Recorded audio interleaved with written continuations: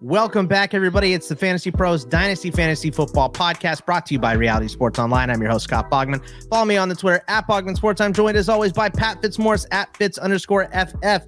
Fitz, how was the weekend? How did everything treat you? You survived those tornado warnings recently in the Chicago area? Yeah, it's been an eventful few days, Boggs. Big family wedding over the weekend. I had my stepbrother and his family staying with us, so things were a little crazy. And then we had the tornadoes roll in. I don't think we had any touchdowns, but we had tornado warnings and some pretty big storms blow through the Chicago area. So there was, of course, the usual joke about a tornado warning. Might be the only touchdown we see in Chicago in some time. But so dad jokes. But hey, if they're at Bears fans' expense, I'm all for it. They're absolutely Pat's favorite. And we're going to be talking deep wide receiver targets for Dynasty Leagues today. And to do that with us, we brought Matt Schauf from Draft Sharks, and you can follow him on Twitter at SchaufDS. The number one IDP preseason accuracy for Fantasy Pros in 2018 and 16. This is something near and dear to my heart because I'm very much an IDP guy. So Matt, happy to meet you. Happy to have you here to talk some wideouts, and maybe we'll talk a little IDP after the show too. Yeah, thanks for having me on. We got to get more people into it. It's amazing to me that as fantasy keeps growing, we haven't quite been able to grow that niche. I mean, obviously, if more people are playing, there's more IDP players, but right. I want IDP best ball. I want to be drafting some IDP best ball teams right now. So Scott, well, let's try to work together to make that happen. It's a cult, man. Started by Gary Davenport. We're disciples. We're all disciples of Gary Davenport, of course. So we gotta band together to get IDP. It is really a cult. But I guarantee you, if you drink just a little bit of the punch, you'll be doing it as well. But today we've done QBs and tight ends. We've done running backs, so it's down to wide receivers. And wide receivers, they're harder to target, I would say. I'm not sure if you guys agree, but so much more has to line up. So many more stars have to line up for wide receivers to be successful because they don't just have to be good, but they have to have a good quarterback. Every single wide receiver is attached to whatever quarterback they have. That's why guys like Tyreek Hill lost a little bit this year because he's no longer playing with Pat Mahomes, even though, according to him, Tua is more accurate. But I mean, what is he supposed to say when they're asking him those questions? But anyway, that's all a different thing. But Pat, is it harder? Would you say it's harder to target wide receivers? And if so, are you going, I asked this question last week, are you going more for the player and the ability, or are you going more for the situation and the opportunity? When it gets late. Good question. I think that could depend. It could be either one of those things, Boggs. Like ideally, like maybe you see a little daylight with both of those things. Yeah. But as you mentioned, I mean, it's much harder to pick these wide receivers who go later. We're talking about the guys beyond wide receiver 48. And unlike these running backs who we know are going to just come out of the fog and have good seasons and be, popular pickups. I mean, some guys who aren't even rostered in these 12-team, 28 or 30 roster spots leagues. We're still going to have guys come out of the fog and be relevant, but with receivers, what you get is, what you pay for tends to be what you get. So with a lot of these guys, we're just like kind of, I don't know, winging a prayer with some of these dudes, like, hoping that maybe at one point there was a flicker of lights with these guys. And we're hoping that, maybe that light can fully come on, before these guys hit like their decline years. Yeah, it's a little more mixed, Matt. I would say in running backs, I'm always just taking talent because if you have talent, you're probably going to get to a spot where they're taking carries. You know what I mean? But I'm with Pat. I think it's a little more 50-50 wide receivers. What do you think about just the overall scope of dynasty wideouts that are taken late? Yeah, I mean, I agree. Obviously, primarily, you would love to see talent and at least potential opportunity line up. And those are the guys you're like, I'm going to take a shot on him. If it doesn't work out, then, oh, well. I think when those two don't line up, when they don't combine, I've tried to teach myself to lean more toward the talent because the situation can just change too quickly. I mean, look at all the quarterbacks that have moved over the past 2 years. Look at all the situations that look so much different. Marquise Brown got traded. I had no idea going into draft weekend that he was going to be on a new team by the end of Thursday night. AJ Brown, there were rumors about him before. I thought we were past that and he was staying in Tennessee. So it's just every time I think like, oh, I know what his situation is, the NFL's like, no, you don't. So I try to lean toward talent. And I guess that is one other question. When I say talent, I'm not like, I watched that guy's tape in college and he looked really good to me, so I'm going to bet on him. I don't know that stuff that well. So when I say talent, I'm looking for, kind of the stuff that's emerged more recently where did they command a target share in college? Did they break out early on? Did they leave school early? Those kind of signals for how talented a player is. Yeah. And I mean, it's a hard process to go through. And before we dive in on some of these tiers of wide receivers, I got to remind you guys that we have a giveaway right now at Fantasy Pros for a DeAndre Swift autograph jersey we're doing right now. All you need to do is subscribe to our YouTube channel, youtube.com/fantasypros. Take a screenshot, submit it to fantasypros.com/dynasty contest. That's fantasypros.com/dynasty contest. You are entered in. Do it as soon as possible. This ends at the end of June, so get in there as soon as you can. And while you're there, this podcast is also on our YouTube channel, along with every other podcast on Fantasy Pros, quick hitting videos, live streams, all kinds of great stuff on our YouTube. Please subscribe if you like our content because it really helps us out, and click the bell to get notified of our latest content so you don't miss any of our podcasts. Please do that as soon as you possibly can. Now, let's start out in this first tier, Matt, and guests go first. So this first tier, it's kind of high for deep guys. It's between 43 and 58, but there are some names here that I believe are being undervalued. So is there anyone in this tier that you look at and you go, man, I like this guy way more than consensus, our ECR and Fantasy Pros? Well, first of all, I hope people are watching this on YouTube so they can see how I contoured my eyebrows when I found out that we were going to do a video. Nobody, honestly, in tier 6 jumped out to me as way below. I think the closest is Calvin Ridley. And it's just because, if he was just playing, if there weren't any question about him, he would be in the top 20 somewhere. So he's missing this season. I think that format matters a lot. I just recently did a Dynasty startup on FFPC, which they call it Dynasty. I call it more of a keeper league because you end up keeping 16 players year to year. So, there Calvin Ridley presents more risk. I got him late in that draft. I'm probably going to hate him come November because he's just going to be clogging a roster spot. But if I've got 40 roster spots and I can stash him, I think he's an easy buy if people are actually valuing him here. The leaving for depression or, whatever his away from the field issues were last year specifically, that adds some risk. The reason he's away right now is because he bet on a football game, though. So I think ultimately I expect him to be back next season. Can we be sure he'll be set to go and stay after that?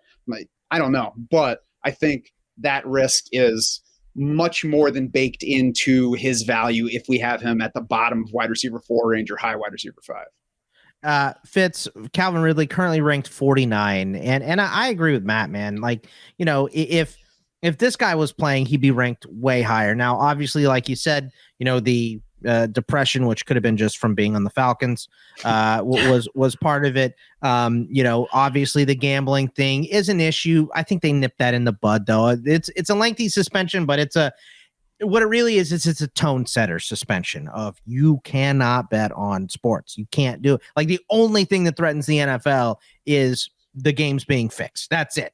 Everything else is geared towards the NFL. Like I said last week, I saw that stat that 92 of the top most watched programs, top 100 programs last year were NFL games. So the only thing that can kill that at all would be the potential of gambling stuff. So I get it. It's a tone setter thing. But what do you think about Calvin Ridley? Is this just too low? Because the talent is there for him and he would definitely be, at least a wide receiver 2 if he was playing.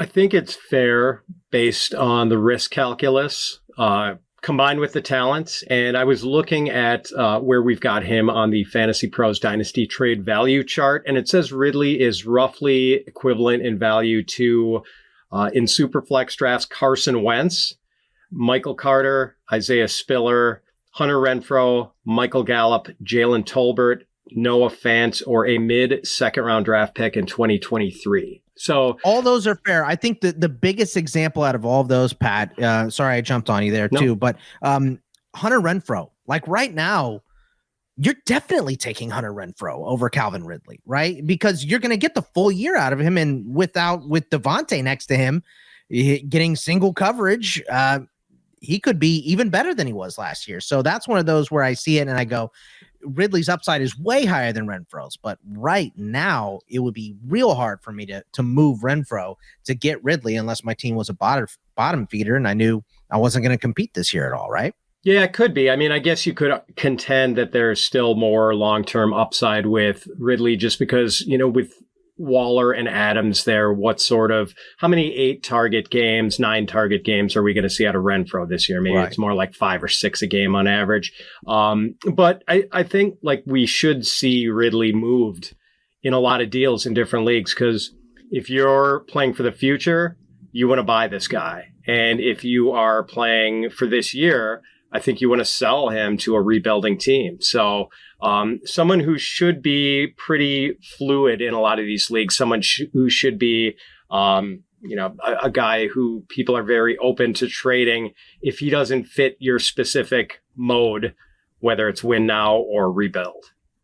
So who in this tier, Pat, do you have? Because this is a higher tier. Like we said, this is kind of getting borderliney.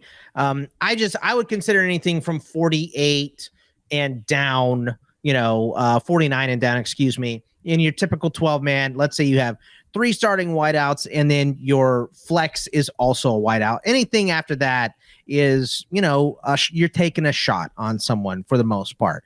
So who in this tier, if anyone, are you higher on than the consensus? And by the way, I should mention, to find the consensus, all you got to do is go to fantasypros.com/rankings and click on Dynasty. And you are right there. So check out our rankings right there to follow along. But who in this tier do you like? Yeah, I mean, obviously Christian Watson and Jahan Dotson are pretty appealing at 53 and 54. Even though I'm a Packers homer, I might have to say that I find Dotson just a little bit more appealing. Like, would it be a total shock if a year from now we considered him a more valuable dynasty asset than Terry McLaurin? What do you guys think about that? Not. No, I don't think it would be a shock at all. I think that would be less of a shock than it was to have Terry McLaurin come out as a 3rd-round pick and play the way he did right away. Yeah. So, I mean, I think if you hear that, you're going to be like, come on, Pat, you're being crazy. But then you are totally forgetting the way Terry McLaurin arrived. Right. Yeah. And Dotson, who was, considered maybe a borderline first rounder, then winds up going like in the middle of the first round. And just this scouting report on him being possibly a Deontay Johnson with better hands. And, we know the dude can run. And at Penn State, we saw him, how good he can actually be for a smaller receiver on contested catches. So I'm really excited about the skill set. One more guy. I mean, I might just be going down with the ship here, but like I'm still a Rondale Moore truther. And it seems like Cliff Kingsbury and the Cardinals just keep throwing obstacles in this dude's way. And now Hollywood Brown arrives. So you've got Hollywood Brown eventually after 6 games, DeAndre Hopkins and AJ Green. Like, is Rondale Moore even going to be on the field in 3 receiver sets? But I do think he gets a little bit of a window here to just maybe settle in as that slot guy while Hopkins is suspended, with Brown and AJ Green on the outside. So I'm hoping he can show enough there to make Kingsbury want to keep him on the field. Because, man, I mean, I just fell in love with the guy at Purdue. He was just such a little stick of dynamite, but didn't really get a lot of shots last year with all these targets behind the line of scrimmage. So, it was just this real gadgety role. And I don't think there was an opportunity for him to be, just more of a conventional slot receiver. And I think he could do well in that role if given the chance. Matt, what do you think about Rondale Moore? Because like Pat said, there's obstacles in his way. First they bring in Hopkins and he was still there. And then Kirk was still there last year. And then Marquise Brown, then Hopkins gets suspended. And then they get, I think Trey McBride could even be a little bit of a threat to him, at least in the red zone. You take the small guy off the field, you put the big guy on the field because he's, just more likely to go up and get it. So what do you think about Rondale Moore and his potential value? I have two. They're either issues or questions, depending on how strongly I'm considering. And the first is Cliff Kingsbury might be the obstacle here. I mean, he keeps getting a pass for being an offensive guy because they had the fast-paced offense in college. And he has a lot of offensive talent on his team and has the entire time he's been in Arizona. And I just don't think that they're playing up to where they could. You know, they've been fine, but I don't think he has maxed out the offensive talent there yet. So he's not a guy that helps a player's value for me right now. The problem for me with Rondale Moore, and I say problem, I don't really have a problem with him at this level. I think it's low enough that you can say whatever you want, take a shot on him. My issue at the moment is his role is going to require a lot of target volume to really pay off. And I'm not sure he's set up with Marquise Brown, with DeAndre Hopkins still around, with tight ends, with an offense that's probably still going to not pass it 60% of the time. I just don't know if he has that ultimate volume ceiling to really pay off. Again, I think he's fine here. I just don't think he's close to exploding for us. Yeah. And the average depth of target for him is still probably going to be pretty shallow too. I mean, especially with Hollywood Brown being a lid lifter, DeAndre Hopkins typically seeing more, a lot of intermediate and downfield targets. So this is a huge make or break year for Moore too, right, Pat? Because it's going to be like, if he doesn't perform this year, he's going to go into the Laviska Shenault range of guys that we just don't care about anymore because we tried him for a couple of years, he did nothing, and we're done. So, which we are, I think, I think people as a whole are probably a little bit too fast to cast some of these guys out. We'll get to that in later tiers, but Matt, let's go down to tier number 7. Well, real quick, just before we get there, like a year from now, you might be able to get Rondale Moore for Curtis Samuel's price. It's a little spoiler of what we're looking at now, but we might be a year away from Rondale Moore being an attractive buy here. Right, exactly. And it could be just, a change of scenario for a lot of these guys. You get them out of one spot, put them in another one where they're more respected and where there's just more opportunity, easier players to get past, and it can work better. Quarterback, all that stuff that we said at the beginning of why wide receivers are a little bit different than other positions. Going down in this tier 7, this is one before the show started, you mentioned you're living in this tier here. This would be between 59 to 78. It starts with Jakobi Meyers at 58. It ends with Wan'Dale Robinson at 78 here. Who in this range whose value do you like here? I've been cuddling with this tier ever since you sent the rankings over to me, Scott. And it would be quicker to mention the guys that I'm not interested in. Oh, wow. Okay. So I guess let me just start with the top. And Jakobi Meyers, we keep looking for new guys. He's just a good example of what can go overlooked when we're buying. And everybody wants brand new things and exciting players. And Jakobi Meyers is coming off his 3rd NFL season, and he just dominated his team in targets last year. Like, he didn't just lead the Patriots, he dominated. It was him, and then they were like, oh yeah, every once in a while we got to throw the ball to some other people when we're not running it. So now he's heading into his 4th season. He's down in tier 7. He's at the bottom of wide receiver 5 range, and we're all like, okay, who's the number 1 wide receiver for the Patriots now? I mean, it's probably Jakobi Meyers. And even if they don't want to keep him around beyond this coming season, he's probably done enough to get a decent sized contract somewhere else next spring. So I'm going to go ahead and start out betting on him at this level, assuming full PPR, and then see where he goes. What do you think about Jakobi Meyers in this range here, Pat? My only beef with Jakobi is that he is not a big play guy, and he doesn't score many touchdowns. We can't say any. We have to say many now that he's actually found the end zone.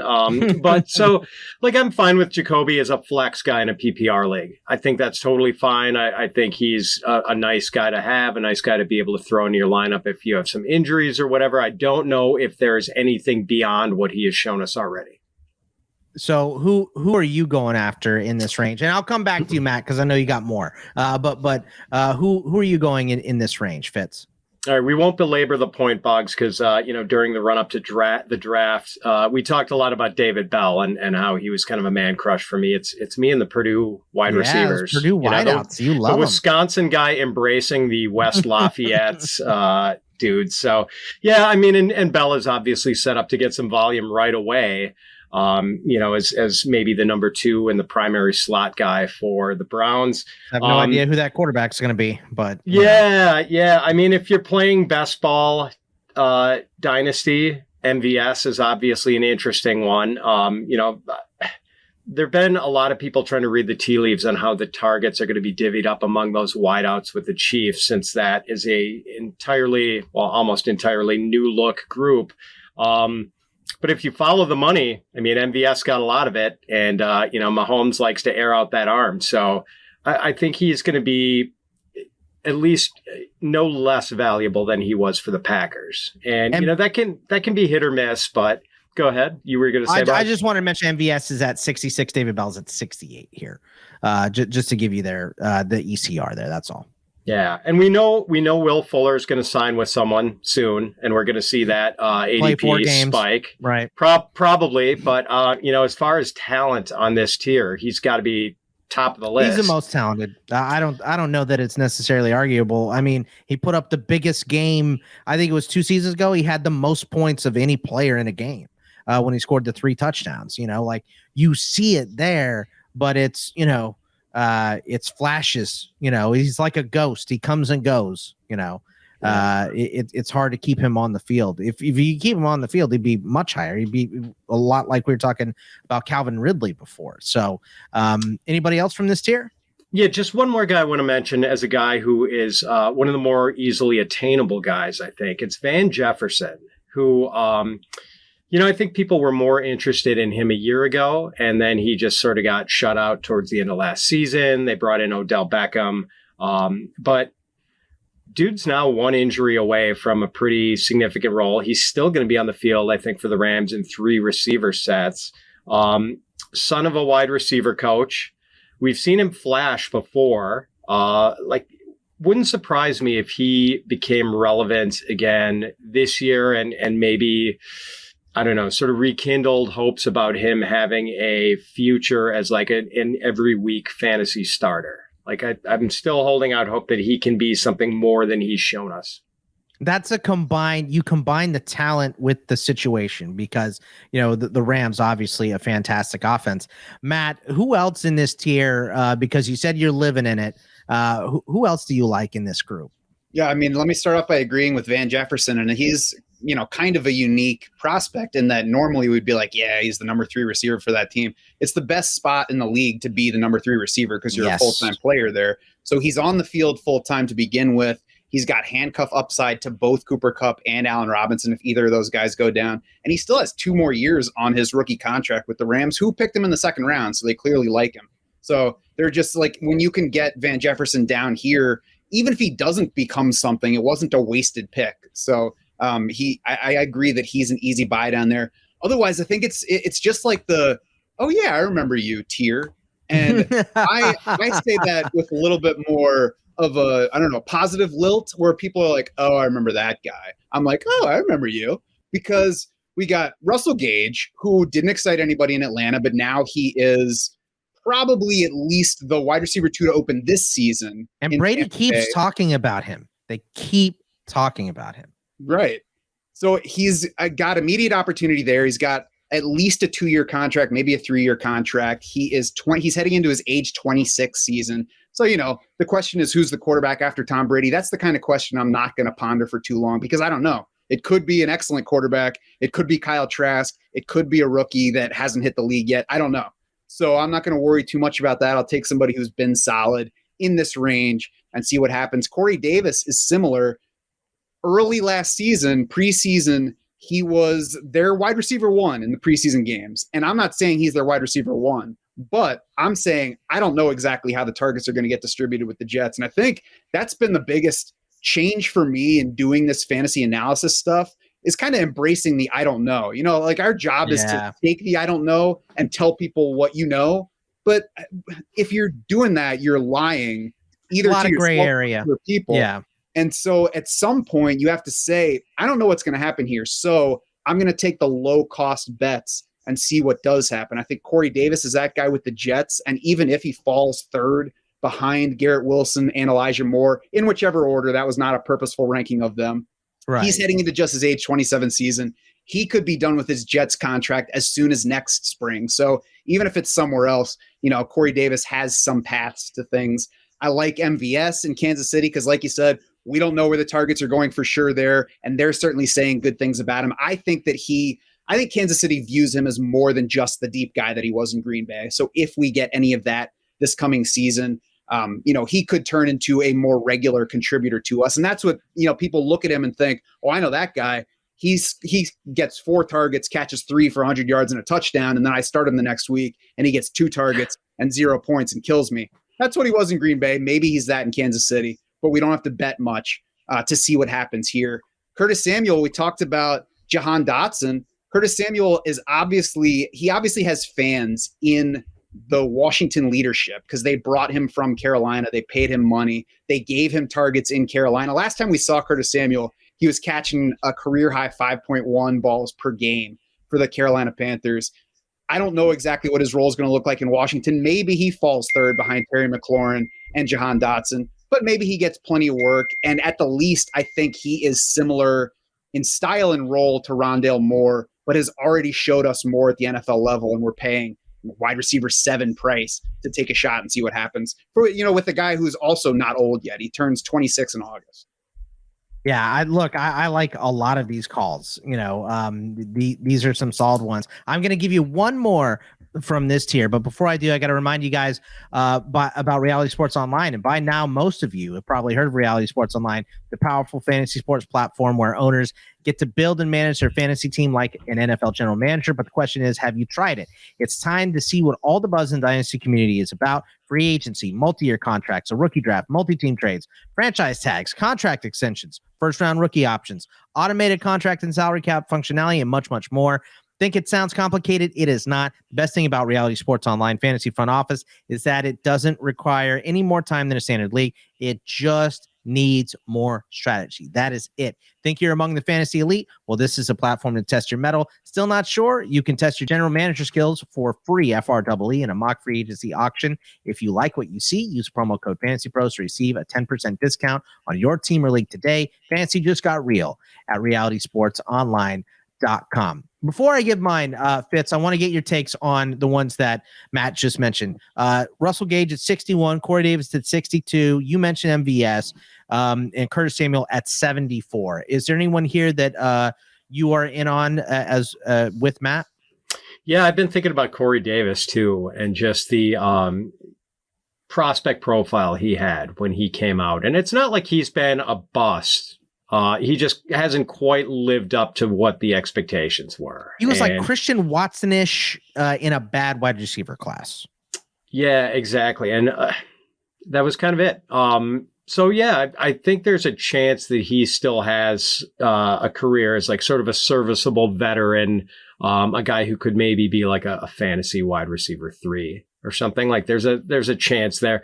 Russell Gage, possibly positioned to have a big year in 2022. Like I don't know what sort of future he's going to have. I don't think he's got star level talent, but Chris Godwin tore his ACL in week 15, didn't have the surgery until January 3rd. So an optimistic 9-month timeline would put him back in early October. Pretty optimistic. Don't know if he's going to be the same guy he was. Plus you never know who else could get injured. So I think Gage is going to get a lot of work this year. He could possibly get 100 targets for a team that Brady led the league in attempts last year. And I think he was only 8 attempts off the NFL record. So this is a team that's going to throw a lot, and Gage is going to be on the field quite a bit. So I think there's a possibility that he is a top 25 receiver. Like he could backdoor it into wide receiver 2 value. You can squint and see it for sure. And, like I said before, anytime Tom Brady's talking you up, that's a good spot to be in, and he kind of insisted that they bring in Gage too, because he really liked what he saw in Atlanta. The guy, I'm a little surprised that neither one of you mentioned him here, but DJ Chark for me, and he goes from, he's had injury issues. So, I give that up, and that's a risk wherever you go. I get it. But I really like DJ Chark. I have him ranked in the 40s, the low 40s, of course, but I've got him ranked 48. His ECR right now is 60. This dude is still big. He's 6'3". He's fast. He played with Jacksonville his first 3 years, and this is a guy that averaged 15 points a game a couple seasons ago, and we're burying him down here in wide receiver 5-6 territory. So I just I think there's way more upside. He goes to Detroit. Detroit, Jared Goff's not great, but they're going to have to pass the ball. They're going to be down most games still. This is a rebuilding team. They're getting better and better. They're in every game. Even if they win half their games, though, they're still probably not a playoff team. So, Jameson Williams is coming in. I understand that, but dude's going to start the year on the pup. I'm almost, he really doesn't want to, but I think he really is going to have to. It's the same timeline that you just mentioned with Chris Godwin. He tore his knee in the national championship game. That is in the middle of January. He had surgery shortly after that, so it looks like October. He's young. The medical science is getting better every day, so maybe he won't have to, but I expect him to start the year on the pup, and that gives DJ Chark a little bit of time to establish himself in this offense, and he's still big. Like I said, 6'3", so he's going to be a red zone target for sure. Any love for Chark, Matt, or are you off the Chark bandwagon here? I wouldn't say love, but that's what I love about this tier is I don't love Jakobi Meyers. I don't love Corey Davis. I don't love Russell Gage, but all these guys, you can definitely make a case. You can take, you can grab any 4 of these guys that we've talked about and probably get at least 2 wide receiver 3s going forward. And I think Chark fits that. The one thing that I think is working against him this year is his, I guess his biggest asset is the downfield stuff, and Jared Goff's worst area is that downfield stuff. So I'm not sure he's going to look so much better a year from now than he does right now. But if you're stashing him as a wide receiver 5 or wide receiver 6, and I'm like, yeah, go for it. Yeah, I mean, he's on a prove it deal too, Fitz. 1 year, $10 million. So are you taking any shots on Chark? That's what I like, that it's just a 1 year deal, and that he's got this early season window with Jameson Williams, probably not back yet. So yeah, I mean, I agree with what you said, Boggs. You've got a big, fast dude who has flashed, and the situation is going to change for him. I mean, maybe he stays in Detroit, but maybe it's with CJ Stroud at quarterback next year instead of Jared Goff. So, yeah, I mean, much better down the field, right? This might be the lowest we see DJ Chark's stock for a while. So it is a potential buying opportunity. Fingers crossed. I got him all over the place, so I hope so. Let's go to tier number 8. It's from 79, starts with McCole Hardman, all the way down to 98 at Dee Eskridge. Matt, this tier, I like this tier a lot. I've got 4 guys I like in this tier. This is one that these are all crazy upside dart throws. You can squint and see, wide receiver 2s. I don't think you're squinting and seeing a lot of wide receiver 2s in this range, but you're seeing some bye week value, some injury replacement values, and some guys that have more upside. I think Hardman is definitely one of those guys. I wanted to put Hardman on my list real bad, but I can't like every Chiefs wide receiver. It's I'm a Steelers fan, so I'm huge on Juju this year. I'm going to own him probably everywhere. I have we like MVS for the size, and we think he's probably viewed as more in Kansas City. They drafted Sky Moore. There's a lot there, but who from this range are you in on? Yeah, I'm totally out on McCall Hardman because I think the Chiefs, first they traded away Tyreek Hill, and then they were like, so we're like, oh, maybe it's McCall Hardman's turn. And they're like, no. We're going to get Sky Moore. We're going to get Juju Smith-Schuster. We're going to get MVS. We're going to make sure it's never McCall Hardman's turn. We'll give him the ball every now and then.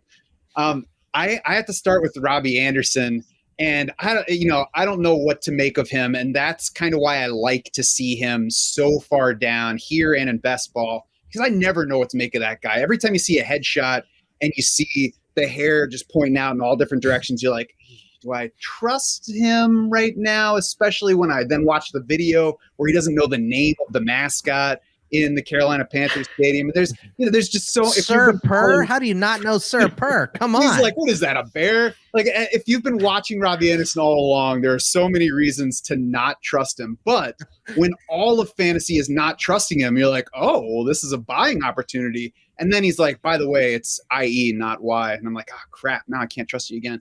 But Robbie Anderson at this level, I mean, he has done nothing but outperform this level. Even last year when he was terrible, he was wide receiver 50. He's not old yet. He's still under contract with the Panthers for now. We'll see what happens there. He hasn't retired today. I mean, I haven't checked my alerts yet to see what happened. But he's the kind of guy, when you're down in this range, I was just talking about the boring players who can give you value, but the further down you get, the more value there is in just saying, like, that's a dart throw where if he hits, he could really hit big. And if he doesn't hit, I haven't really lost anything. We've already seen Robbie Anderson produce up into high wide receiver 2, even bottom of wide receiver 1 level. So we know that that's the ultimate ceiling. I don't think he gets back to that, but it's certainly not as long a trip for him as it is for some others to give us some fantasy value. Yeah, Fitzy, I mean, look, Robbie Anderson, he outperforms this range every single year, and he's performed well with some bad QB play, which I think is probably the most impressive thing about him. But like Matt just mentioned, dude's gotten arrested. He's talking about, possibly retiring. You see him screaming at Sam Darnold on the sideline. Like, he just doesn't seem, he's not a guy you want to root for, really. But his production has been, he's been a nice replacement level player for you over the last couple of years. Are you in on Robbie Anderson, especially at this low cost? Well, one guy who has rooted for him is Matt Rule, who I think went to bat for him at Rutgers when Robbie was in danger, or Temple. Sorry. Yes. Thank you, Matt. When Robbie was in danger of getting thrown off the team. So they've got that history together, but unfortunately, I mean, I don't know if there's a coach with a hotter seat than Matt Rule right now. And man, Robbie has had just such an interesting career, obviously the viral Sir Purr video, but also just going back to the Jets when he used to be Mr. December. He'd come in like late in the year and all of a sudden start catching bombs. Like, who is this guy? Maybe he's a future star. I just can't get on board. I mean, he had that nice year with Carolina a couple of years ago, but I think, at one point last year, his catch rate was like 37% or something. I mean, it was just like the least efficient I think I've ever seen any starting receiver at one point. And yes, a lot of it is quarterback related, but DJ Moore is the guy there now. I can't see any path to Robbie being back to being like a consistently impactful receiver. And he might flash, but like, I don't know if he's a guy I can trust, as you alluded to, Matt. So I'm kind of out on Robbie. CMC is your number 2 receiving option there. Pretty if he's much, healthy, of course, too. So that's 85 catches too. But they don't have a tight end. The other one, Terrace Marshall, didn't work out. So like, I see it. You can squint and see it, right, Matt? I was just going to say, if you are out on Island Boy, are you taking a shot on Terrace Marshall? Because nobody's betting on Terrace Marshall right now. But if you consider that just a year ago, he was a 2nd-round pick, and people as late as August were excited about him, and now he's wide receiver 75 on the list that we're looking at. So, I mean, does that make you more interested in taking a shot on him? Maybe a little bit. I mean, they still don't have that quarterback situation straight, although maybe we're, again, looking at CJ Stroud or Bryce Young next year. Yeah, Baker. Maybe it's Baker. At an upgrade. Yeah, I feel like I should have Terrace Marshall on at least one Dynasty roster, and I don't right now, and maybe it's the time to remedy that while he's fairly cheap. Yeah, boy, he is just a kind of a riddle right now. So. He got in the doghouse real fast. I mean, real fast, and so I would rather have Marshall than Robbie Anderson. I'll say that, but me too. I don't want the third option in Carolina right now, not until they upgrade that QB position. And, Baker is an upgrade over Sam Darnold right now, which hurts me to admit because I don't like Baker. But, I don't know. You're upgrading, Waffle House coffee to Denny's coffee. It's not the best upgrade here. Fitzy, who do you like in this range? Is there one that stands out above the others between 79 and 98? So we talked earlier about how the Rams were kind of a good team to have the number 3 wide receiver on because of, the situation there, how prolific the offense is. And, they use a lot of 11 personnel and have 3 wide on the field quite frequently. Well, we've got a Sean McVay disciple in Minnesota now with Kevin O'Connell, and KJ Osborn is probably going to play quite a bit. Should have a snap share north of 70% this year, I would think. And he put up some numbers last year, 50 catches, 655 yards, 7 touchdowns. I thought he was pretty impressive last year. Like, he did flash. Adam Thielen's not getting any younger, so would it be a shock if he put up better numbers than Thielen this year? And it's not like the Minnesota offense is a complete train wreck. I have my issues with Kirk Cousins, but he's at least a capable ball distributor. So you'd take him way over Baker Mayfield or Sam Darnold. I know that, right? I definitely would. So me, KJ is a little less expensive than he should be. And Bugs, I like Khalil Shakir. I think he's going to pass Jamison. I think he's better than Jamison Crowder. I think he's going to pass Crowder this year. And one more guy. It's funny how this guy went from being the de facto number 1 on the depth chart to probably number 4 this year. But I don't really like him any less because he's still only 24. Marquez Callaway, pretty big, pretty fast, has flashed. I mean, there was some actual hype around him coming out of the preseason last year.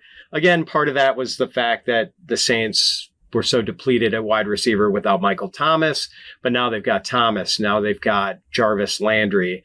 Now they've got Chris Olave.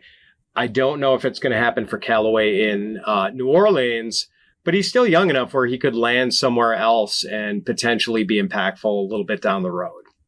I am absolutely with you on KJ Osborn because this is kind of the, we talk about the falling knife syndrome. If you want to get, you'd rather get rid of a guy a year early than a year late because you can at least get some value back. People have been saying that about Adam Thielen for 3 years and he keeps scoring touchdowns. And then the next year, everyone says, well, he's, all of his value is attached to touchdowns, but then he keeps scoring touchdowns. But at some point, that is going to wear out. Osborn's the next man up. I think it's pretty clear he had a great year last year, Matt. Are you in on Osborn? And what do you think of Callaway too? Yeah, Osborn's the other guy that I highlighted in this range for all the reasons that Pat said. And I mean, he's young. He came out of nowhere last year. I wasn't paying any attention to him. I'm not going to lie and say that I was a fan heading in. But if you look back, he's an intriguing prospect, good enough size, above average speed for the position. And we have this aging performance table that we use to power our new dynasty rankings at draftsharks.com this year.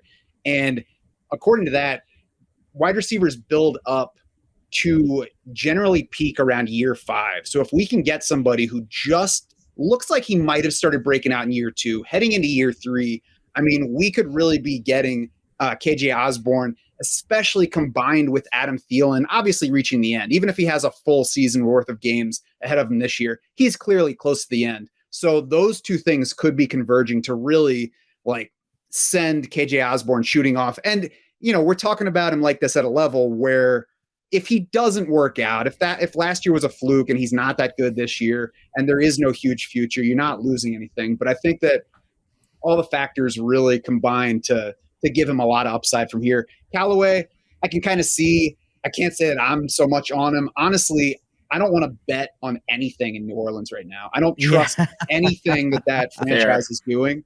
So, if you're asking me if I'll take Marquez Callaway as the 94th wide receiver, sure. I have taken him in a couple of best ball drafts, but in general, if I'm buying or selling a piece from New Orleans right now, I'm definitely more on the selling side. Yeah, it's tough for me to get behind Callaway. I think the talent level is there, and like we mentioned before, you want talent first, right? So, but Thomas is coming back. They drafted Chris Olave as the second wide receiver in this class, and they signed Jarvis Landry. That all buries him. Plus, I'm hoping for an Adam Trautman breakout. I don't know that it's going to happen. And this is the last year. I can't keep rooting for Trautman beyond this year. If he doesn't do it this year, 3 years for a tight end, you're probably dead in the water at that point. But a couple of the other guys that I like in this range, we mentioned Robbie Anderson at 81, Osborn's at 92, Callaway's at 94. I like a couple of the higher guys, Pierce and Metchie. I'm just higher on than consensus. They're 80 and 83 right now. These are shots you take, right? I've got Pierce at 67. He's going to be the number 2 guy in Indy this year.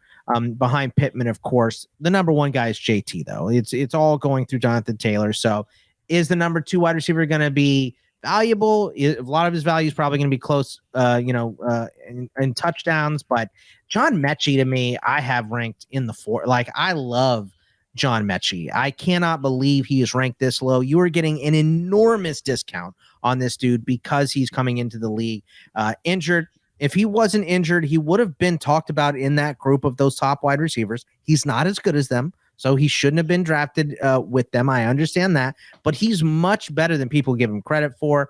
I understand he's hurt, but especially if you're a bottom feeder and this guy falls a little bit in your rookie draft or in, if you're throwing the rookies into the startup with your normal draft, this guy's going to get buried. And he's going to hold way more value, I feel like, in Houston, working with Davis Mills for the next couple of years. We know Brandon Cooks is not long for that job. I don't think Nico Collins is going to be a possession guy. So I think John Metchie is going to be your default number one wide receiver by this time next season in Houston. So I like Metchie a lot. I think his value is way below. They got to wriggle out of this Brandon Cooks contract. I understand, but I think that if they pay for a big chunk of it, he can be traded next season. The last guy that I like in this range, Dee Eskridge. And look, he had a bad rookie year. I'm not trying to defend his rookie year, but we got him in 98. This dude was a stud at Western Michigan. I believe he's going to get a much bigger look this year, obviously, because he got hurt early last year. He drug around this injury the whole season. And, he got beat out by guys like Freddie Swain. And I don't think that is going to be the same case. Now, it's not a good sign that in minicamp he's already sitting out with a hamstring injury. I understand that, but that is going to drop his value even lower than 98. This is a post 100 among wide receivers guy that you could potentially take. And, Lockett's 30 and probably going to look for a deal after this. DK Metcalf is a guy that's, could not be on this roster next season. If he wants out, he's, probably going to get franchise tagged. But are any of these guys of interest to you, Fitz? Do we have some sort of Western Michigan curse going on with Corey Davis, Dee Eskridge? Should Sky Moore investors be worried about this? Yeah, maybe. Yeah, I don't want to make them concerned. Yeah, I mean, I wouldn't be shocked if Eskridge showed life. It's just he kind of got dealt a bad hand too, going to Seattle. When they blow it up with Russell Wilson, and Wilson had the finger injury last year, missed some time. It just wasn't the right time for him to make an impact as a rookie. Wouldn't totally shock me. I do like Pierce. Boggs, I know we've disagreed slightly on Metchie. I just don't know. I don't know where he is going to win in the NFL. I mean, I could be wrong about we just kind of fundamentally disagree on what level of prospect is, but I certainly wouldn't be shocked if he panned out. And I don't ever know if he's going to be one of the top guys in this class, but I could certainly see him being an NFL, wide receiver 2, wide receiver 3 at some point. Wouldn't surprise me. I'm offended on behalf of Brandon Cooks with the whole discussion of Metchie being a potential lead wide receiver in Houston soon. Oh, yeah. Well, next year. I'm not going there, year. Man. They just extended him. Yeah. Did they extend Cooks? Okay. I mean, it was to save cap money this year, probably made him more expendable. I just don't, I don't like Cooks. I do like Cooks as a talent. He's a great talent, but he's been on 1,000 different teams. He's had every team's jersey on one time because he's clearly not a good teammate and no one really likes him. So there's got to be something there. You don't get traded every single year because you're a great, upstanding guy in the locker room, right? I mean, Hey man, Robert Ory was the same way in the NBA, and I think he won titles with some different teams. NBA is way different than Come on, Fitz, don't go. I'm the Robert Ory defender. I'm from Houston, man. He was Big Shot Bob to me before anybody else. So, but anyway, I'm sorry, Matt. Go ahead. No, I don't think I have anything else there. I think Brandon Cooks, if he wants to be a jerk and keep giving me fantasy points, then I'll take it. He's definitely not the worst person that's been in the Houston locker room recently. Yeah, good point. Yeah, well, look, you're setting an extremely low bar, by the way. Yeah, I mean, looking at over the cap, it doesn't really show an extent. Maybe they extended it 1 year. But next year, his cap number is $33 million. It's 43 this year. So it's going to be hard to get rid of him. 2024, he's gone. They're not going to pay him that much money. He's also going to be 32 at that point. So I really like Metchie. I think he's an outstanding prospect. And you're getting a crazy deal on him. Plus Texans aren't going to be good for a little bit. They're going to be playing a lot of catch up late. So he's going to be one of those guys that garbage yards all count the same for us. But look, so many more wide receivers on this list. So I'm not even going to go by tiers here. Is there anybody else in these rankings, Matt, that you find, look, this guy's a deal. I like him a lot. Who else do you like just below, rank 99 and down here? Yeah, let me hit 3 key guys in tier 9, starting with 106, Romeo Doubs. I wasn't excited about him as a prospect heading in, but then neither is anybody else if he's at 106 here. The couple of things that I particularly like is that he's been labeled polished by the Green Bay coaches, and that stands out when they're trying to rebuild a wide receiver core. To me, there's at least opportunity for him to grab a spot right away, and polished sounds like the kind of guy that can fit in with Aaron Rodgers quickly. So I'm willing to take a shot at a very low level for something that could pay off quickly. He had a lot of targets in college, 15+% target share every single year, age 19 breakout, was a punt return guy. So even though he didn't test great speed wise, he's good after the catch. So there's upside to the player and upside to the opportunity there. Devin Duvernay, speaking of opportunity, Baltimore needs more receivers. And even if they run the ball more, they're going to pass to somebody besides Rashad Bateman, who, by the way, has not yet delivered on his promise. So we'll see exactly what his role looks like. Devin Duvernay was a 3rd-round pick, a speed guy. Did you see Harbaugh when they picked him, by the way? I'm a Texas fan, so I'm of course gushing here. But Harbaugh was like a little kid when they win the prize or something. Yes. Like they were so happy to get Duvernay. So they obviously like him. Yeah. And you probably think about Devin Duvernay and you think he's a small slot guy. He's really not that small. 5'11", 200 pounds. He's fast. Did play the slot a little bit more this past year, so maybe he is the slot guy, but can play either way. And John Harbaugh, like you said, excited, said he made the jump 2 last year, said that his best football is ahead of him. So I'm going to go ahead and trust the coach there at this level. And then I've got to close it out with Zay Jones, because I don't think I can talk about wide receivers on any show this year without talking about Zay Jones, because it's just like, first of all, it's crazy how he's being looked at right now. And secondly, I think he is a good example of how to be flexible when you're analyzing players. Zay Jones, I was excited about as a prospect because of all the market share stuff. He tested great, and then he landed in the 2nd round. And then I was disappointed because he sucked with the Bills. He didn't give us anything. If you did trust him, he absolutely bombed. Now everybody hates him, and he spent the end of last season suddenly becoming relevant on a team that was looking for pass catchers. And by the way, more relevant than Bryan Edwards in that stretch. He was, normally I would look at that and say, okay, we've got a lot more bad behind him than good, but everybody's looking at him like that and saying, I still don't believe in Zay Jones. The Jaguars do. They just gave him $8 million a year in free agency. He just turned 27 in March, so he's not that old yet. He is at least in Jacksonville for 2 years. So another one of those situations where we don't know exactly how the targets will be distributed. I'm going to pay some pennies for Zay Jones in case he factors heavily into that target picture for really an offense that could see some big time rebound this year. Yeah, look, Zay Jones, you talk about target share in college. How about the single season reception record in all of college football with 158? Zay Jones won me some money in college fantasy that year for sure. So those are some good names. Zay Jones, absolutely one that I had highlighted here to talk about because, like Matt mentioned, Fitz, it's not about, not everything is about how we view these guys. The team obviously values him. And this is what pushed Laviska down. I think Laviska is better than Zay Jones, but the Jaguars clearly don't think that. So they're going to have Laviska returning kicks and punts and looks like not doing much else. And they dropped a bag on Zay Jones. Him and Christian Kirk are their guys now, along with, I guess, Marvin Jones still. So, I like Zay Jones in particular out of the guys that Matt here mentioned, but what do you think about those guys? It was Doubs, it was Duvernay, and Zay Jones. What do you think of those guys? Yeah, wouldn't it be funny if the 2 guys who have been left for dead, Zay Jones and Laquan Treadwell, wound up being like the 2 leading receivers for the Jags this year? Romeo Doubs, we talked about how maybe like Chris Olave would have been the perfect fit from this rookie class because of the finish, the route running, the polish.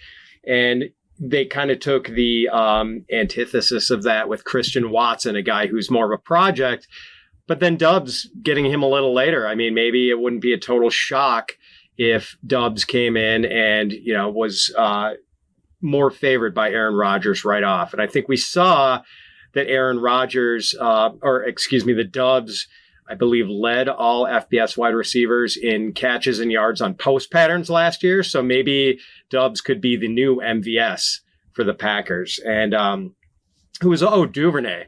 I mean, the guy can fly, and he's actually bigger than Hollywood Brown. So maybe that was one of the reasons the Ravens were so willing to they got rid of some Oklahoma and got themselves some Texas. Exactly. It's a good trade-off for you, Bog. So I like those calls a lot. Yeah. Who from this range or just, bottom out this range here, Fitz, of any wide receiver that you want to throw a dart on? I'm just going to, talk up another Boise State receiver. I've got a thing for the Boise State guys with Cedrick Wilson, who is certainly, I think, flying under the radar after the Tyreek Hill trade, which, that was obviously the big headliner, but Wilson is good, man. Every time I see this guy, I think he's actually a pretty good player. And we saw him get 602 yards and 6 touchdowns last year on maybe about half of the Cowboys' offensive snaps. So obviously Waddle, Tyreek Hill, not a lot of room for him to, step up barring injury this year, but somewhere down the road, I still think he could possibly come through. And guys, what if at, number 113 on this list, we've possibly got the Packers wide receiver 1 in 2022 with Sammy Watkins. I don't think it's totally out of the question. I know this guy has just burned so many people that he is just toxic to a lot of dynasty managers, but I would not be surprised if Watkins played a bigger role for the Packers. And granted, I think it's probably a long shot that any single Packers receiver has 1,000 yards this year. But maybe Watkins is the number one here. You got to talk him up, though, Fitz, because there are people that haven't been burned by him yet. We got to get those people on board, right? Yeah, I think they got to be out there somewhere. Man. Maybe people knew. Maybe the new people need to take a shot on Sammy Watkins. Maybe that's it, right? Former top 10 pick. What if he stays healthy? Good situation, good offense, future Hall of Fame quarterback. You never know, man. I think one other thing, too, that's easy to overlook with Watkins is in Kansas City, they kind of put him in the slot a lot and ran him on short routes. So it might seem like he's a lower ceiling player now than he truly is. Maybe that's what he is right now, and they were using him the right way. But there's a possibility that they were kind of misusing him, and he's got a little bit more, MVS style stuff to him still. I'm a very high draft pick, Sammy Watkins. So, and we've seen him explode week 1 and everybody freaks out. This is the year. And then he gets hurt again. And that's that. So, the guys that I have in this range, I'll just blow through them here. It's Calvin Austin at 109. I know I'm being a homer here with Pittsburgh, but I just think he has way more value. He's ranked this low because he's buried on the depth chart in Pittsburgh right now, but I think there's going to be some room pretty quickly. And I think, Mike Tomlin really likes Calvin Austin. So I think he's going to get on the field sooner rather than later. And this is what Pittsburgh does. They take these guys that are a little bit lower and they turn them into studs. I think Calvin Austin could be one of those guys. Currently ranked at 109. Byron Pringle at 112. This is less about Byron Pringle to me and more. This is one of those few where it's the opportunity. Someone is going to have some success in Chicago. That's not Darnell Mooney. They just, the numbers say someone's going to have to catch the ball. Maybe it's Komet. Maybe he becomes the number 2 receiving option on this team. I know a lot of people want that, but Velus Jones I have on this list too, the 3rd round pick. Equanimeous St. Brown is buried on this list. I don't even think he made the top 200.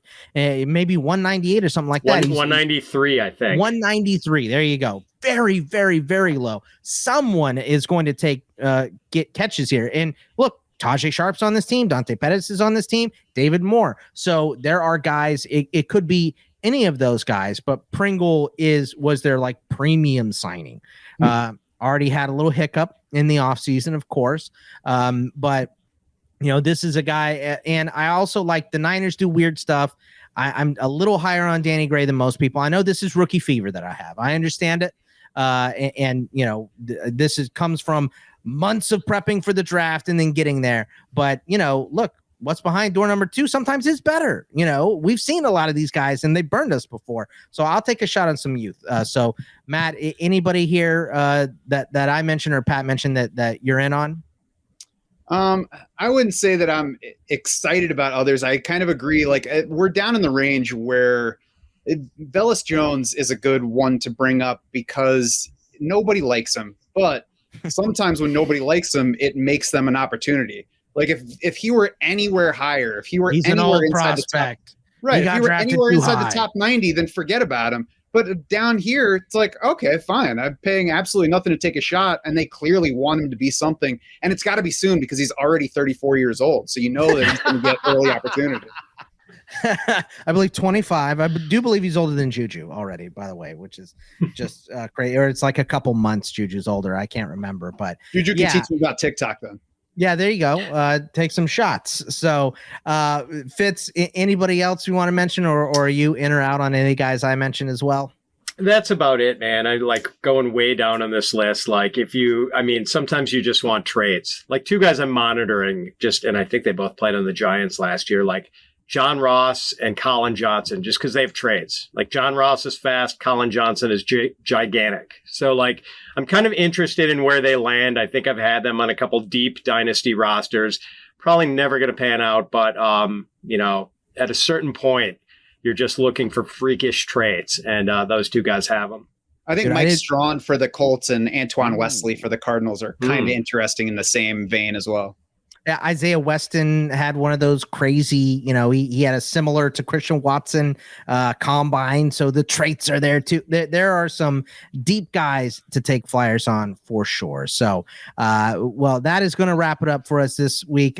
Really appreciate Matt Schauf at Schauf DS. Tell us, what are you doing right now? Where can everyone find your work? And just thank you so much for joining us here. Absolutely. Thanks for having me. We're wrapping up our deep player profiles for DraftSharks.com now, which are going to be up on the site for any DS insiders. Like I mentioned earlier, we've got dynasty projections now, which I don't think are on many sites. So we use the aging table I referenced earlier to actually apply projections and help us rank these players as opposed to just being like, yeah, I think that guy belongs there, or that guy belongs there. So it adds a little bit more reality. It makes it easier for me to see how much I like or dislike a player and where guys belong. Cause it's tough to, just imagine the numbers when we're moving forward with this stuff. So we're getting close to draft season, guys. I'm excited. I can tell you are too.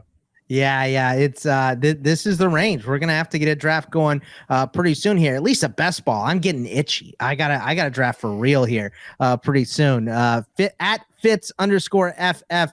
Fitzy, what do you got coming up? Yeah, first, thanks to Matt for coming on. He and Jared Smola and the rest of the team at Draft Sharks do great work. So always good to talk to Matt. And we are rolling out our redraft kit on Monday, June 20th. That is going to hit. And, I've been writing a lot for that too. So I just finished my players to target and players to avoid. Those are going to be premium articles. So that is your excuse to pay for everything there and, see who I like and don't like. Some of the names on those lists might be surprising. So, worth the money. Ooh, I like that little insider. I wrote IDPs for that too. So please check it out. So you can find me at Bogman Sports on the Twitter. And obviously I'm here. I'm answering questions on Discord for Fantasy Pros every single Monday. You can catch all my stuff over at inthisleague.com as well. And the ITL Fantasy Football Podcast is going to have a mock draft, Superflex mock coming up this week too. So lots and lots of football. So much fun. We enjoyed the wide receivers. We will see you all next week. Take it easy, everybody. Thanks for tuning in to the Fantasy Pros YouTube channel. Don't forget to check out our featured videos. And while you're at it, make sure to follow us on Instagram, Facebook, and Twitter at Fantasy Pros, so you can get the latest news and updates to give you the edge you need in your fantasy league.